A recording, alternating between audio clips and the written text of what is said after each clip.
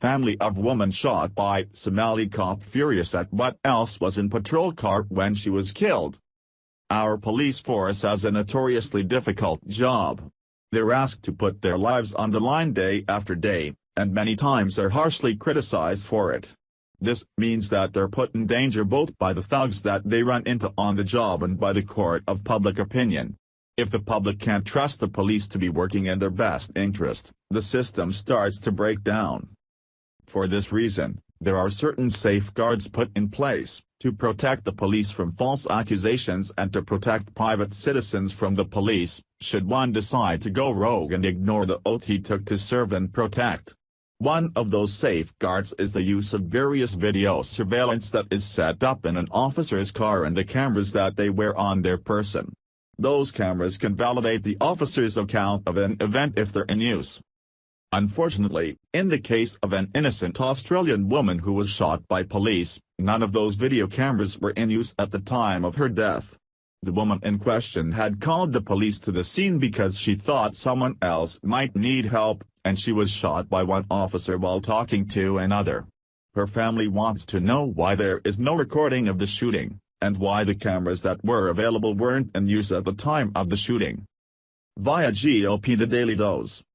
Mohammed Nur, the Muslim police officer who shot dead Australian woman Justine Damon in a Minneapolis alley, had little more than 2 years' experience on the force. Mr. Nur, the first Somali police officer at Minneapolis. The Muslim officer shot Justine Damon after she called 911 to report the rape, had 3 complaints and a federal lawsuit against him. Officer Mohammed Nur shot the 40-year-old bride-to-be multiple times from the passenger seat of his squad car while she spoke to his colleague on the driver's side in a back alley. Ms. Damon called police just before midnight on Saturday after hearing a possible assault taking place in an alley behind her Minneapolis home. She was in her pajamas when she approached Nur's police vehicle. A mobile phone was reportedly found near Ms. Damon's body. The moments immediately after the shooting were recorded over police radio. One of the officers told dispatch that shots had been fired and asked for medical assistance. Shots fired.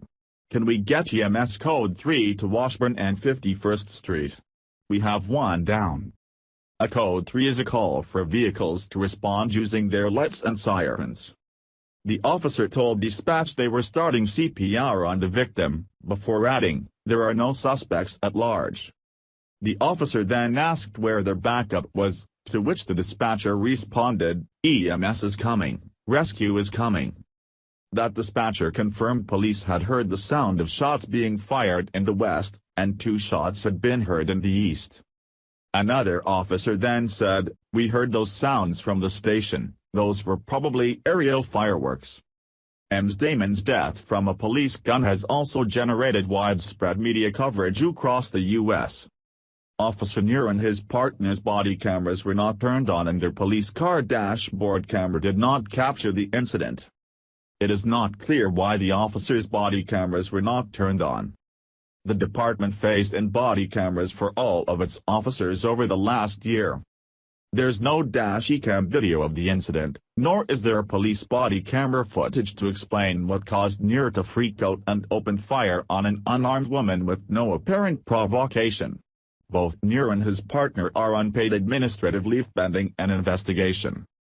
While we should all be the greatest possible supporters of the police for all they do to keep us safe, we also can't ignore that the police force is made up of individual humans that are fallible. We trust them as long as they remain trustworthy, and it's sad to think of, but this officer may not be trustworthy. It would be great to think that the Islamic background of the offending officer didn't have anything to do with the tragic event that took the life of this innocent woman, but we can't rule out the possibility. History has shown us that the Muslim faith is one that supersedes most national loyalty. Hopefully, that's not the case here, but you can be assured that it will be thoroughly investigated. This could have all been an honest mistake, something that the officer did with the right intent, but we have no record of that because all we have are his word and a dead body. The fact that the video equipment was available and not in use doesn't look good for the officer in question, and when paired with his already spotty past and a federal investigation, it might be time to reevaluate this officer's status on the force. Thanks for watching. Please subscribe Breaking News 365 channel.